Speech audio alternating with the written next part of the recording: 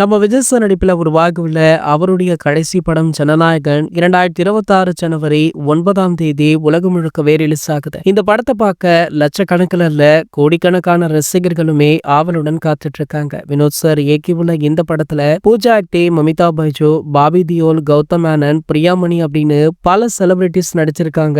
அனிருத் அவர்கள் இந்த படத்திற்கு இசையுமே அமைச்சிருக்காரு. படத்துடைய ப்ரீ பிசினஸ் ரூபாய் 500 கோடிக்கு நடந்துள்ளதாக சொல்லப்படுது. மேலும் தமிழக உரிமம் மட்டுமே 105 கோடிக்கு விற்பனை செய்யப்பட்டிருக்கா. இந்த நிலையில ஜனநாயகன் படத்துடைய முன்பதிவு வெளிநாட்டுல ஸ்டார்ட் ஆகியிருக்கு. படத்துடைய ரிலீஸிற்கு இன்னும் 20 நாட்களுக்கு மேல இருக்க நிலையில வெளிநாடுகள்ல தொடங்கியுள்ள இந்த முன்பதிவுல இதுவரைக்குமே 1.6 கோடி ரூபாய் வசூலாகி உள்ளதாக சொல்லப்படுது. இதனடுத்து பாத்தீங்கன்னா தளபதி விஜய் அவர்கள் சினிமா மட்டுமல்ல அரசியலிலுமே பட்டையை கிளப்பிட்டு இருக்காரு. சமீபத்துல ஈரோட்ல நடந்த பொதுக்குழு கூட்டத்துல திமுகவை பற்றி இவர் பேசிய வார்த்தைகள் தான் தற்போது சமூக வலைத்தளங்கள்ல வைரலுமே ஆகிட்டு இருக்கு. தாவேகா கட்சிக்கு நாளுக்கு நாள் மவுஸ் கூடிக்கொண்டே போகுது. சமீபத்துல அதிமுகவில இருந்து செங்கோட்டையன் அவர்கள் இணைந்தாரு. இவருடனேயே ஒரு சில முக்கிய பிரபலங்களுமே இணைச்சாங்க.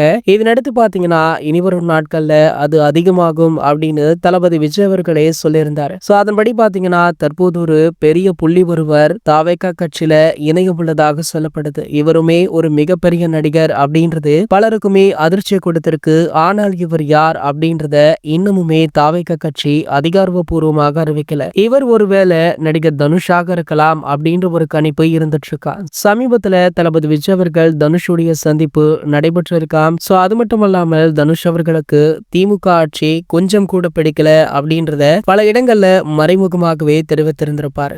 ஆகையால பாத்தீங்கன்னா கண்டிப்பாக தனுஷ் அவர்களாக இருக்க அதிகப்படியான வாய்ப்புகளுமே இருக்கு. இது போன்ற செய்திகளை பற்றி நீங்க உடனே தெரிஞ்சுக்க நம்மளுடைய சேனலை மறக்காம சப்ஸ்கிரைப் பண்ணிக்கோங்க.